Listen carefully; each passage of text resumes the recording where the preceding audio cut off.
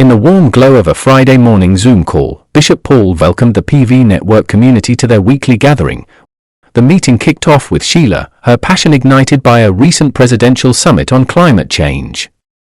She painted a vivid picture of the disconnect between high-level talks and everyday realities. People on the ground see the effects, droughts parching fields, floods washing away hopes, but they don't know what's happening or how to fight back.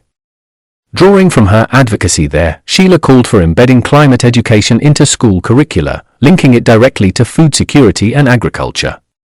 We must teach adaptation and mitigation, she urged, or these big room strategies stay locked away from the communities that need them most. She envisioned the PV network as a bridge, channeling its wealth of knowledge to fill that gap, perhaps even through church sermons, where messages of stewardship could take root. Nancy Incube jumped in with her signature blend of candor and curiosity, wondering aloud if ignorance or indifference fuels the crisis.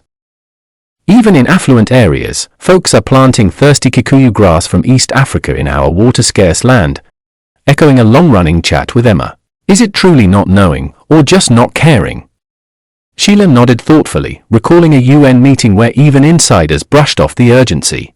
We need voices on the ground, advocates who say, this is us, this is now. Ignorance affects us all. Let's preserve what we have, starting with water.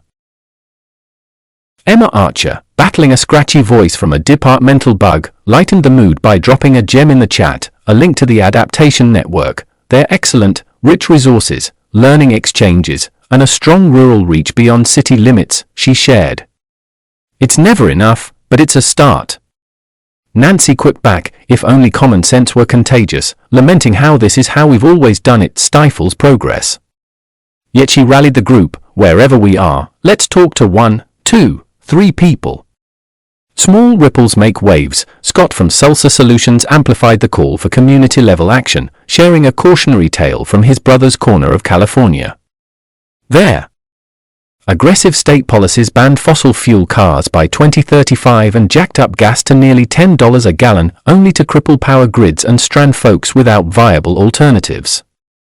Top-down eco-mandates can backfire, he warned.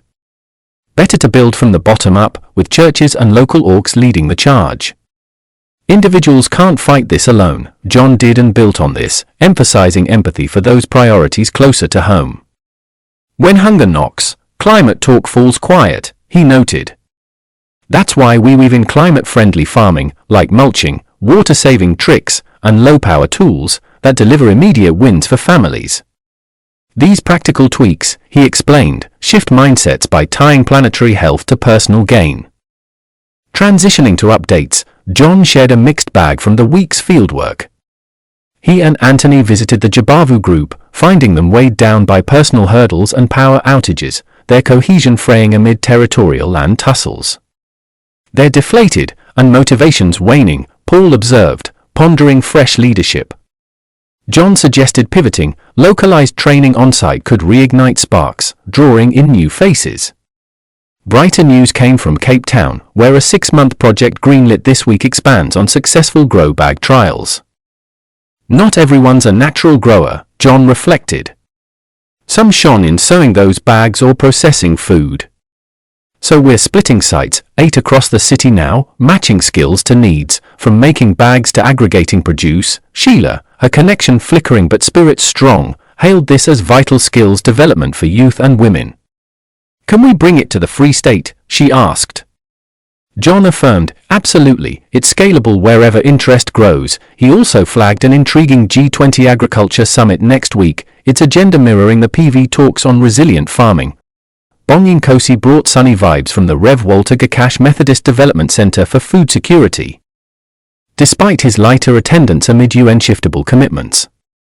Spinach thrives there, sold affordably to church and neighbors, while early August potatoes promise a bumper crop with summer rains on the horizon.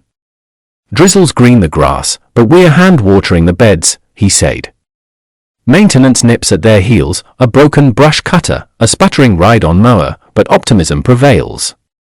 John inquired about the mushrooms. Bongin Kosi sighed. Security woes paused that vandals eyed the setup.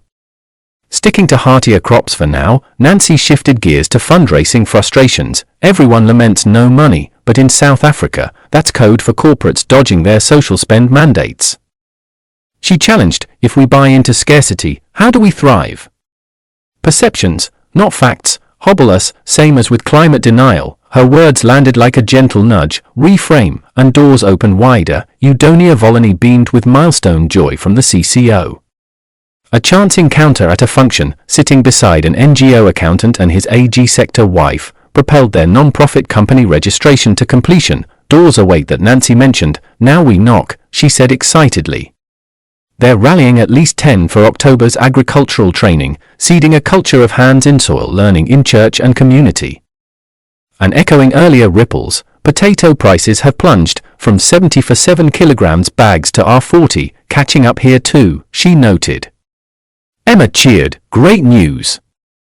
John added, volatility's the farmer's foe, plan for swings, but celebrate the drops for eaters. Judy Bassenthwaite turned thoughts to Phororo Youth Retreat Centre, an hour from Joburg, a haven of lodging, land, and legacy now teetering on funding edge. 3 months to hit goals, or it shutters, she shared, brainstorming youth reconnect ion to the earth amid youth camps, confirmation retreats, and tie-eyes-inspired residencies. Past funders, from Swiss and German churches to Lotto, faded with the founder's retirement, but the vision endures, something's incubating here. She eyed synergies with Scott and John, who leaped in. Happy to brainstorm, sustainable communities need youth drive, Scott said, and visioning matches in commerce, tech, and living. John echoed readiness, remote or in person. Paul swiftly formed a chat group, details flying. Nancy offered fundraising ears. Judy laughed, grand, link me to Phororo's heartbeat. With no final flurries under general business, Bishop Paul closed the circle.